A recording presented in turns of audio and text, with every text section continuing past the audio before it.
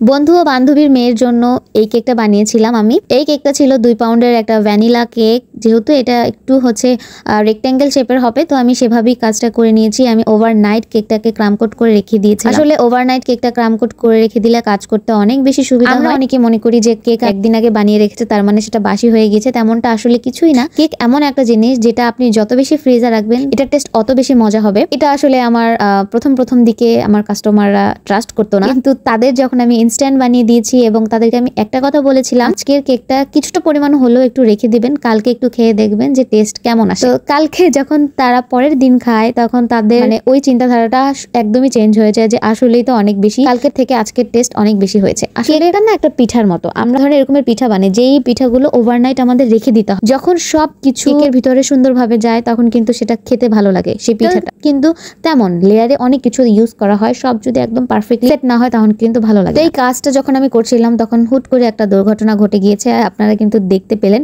আমার ভাই মানে তার কি মনে হলো আমি জানি না, সে মানে একটা বক্সের মুখে এরকম উড়াচ্ছিল, উঠতে উঠতে আমার একদম কেকের মধ্যে এসে গিয়ে পড়েছে।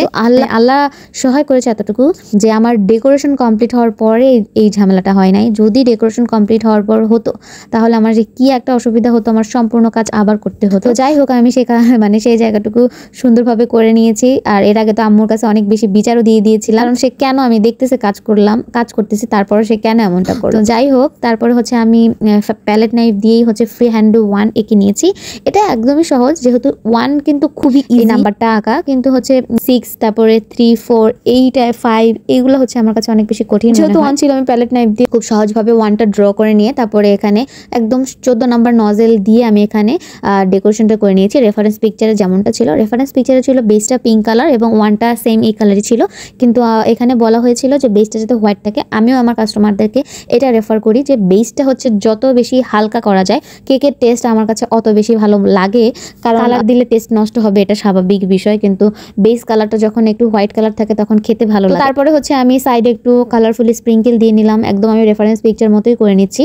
তারপরে উপরে এবং সাইডেও আমি সেম নজেল দিয়েই বর্ডার দিয়ে নিয়েছি।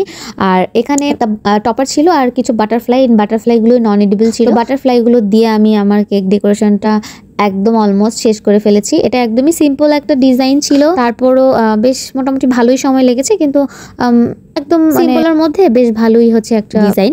তো এই তো আমার কেক কমপ্লিট হয়ে গেছে। আপনাদের আমার সাধ্যমতো আপনাদেরকে রিপ্লে করার। সবাই ভালো থাকবেন, আমার জন্য দোয়া করবেন। আল্লাহ হাফেজ।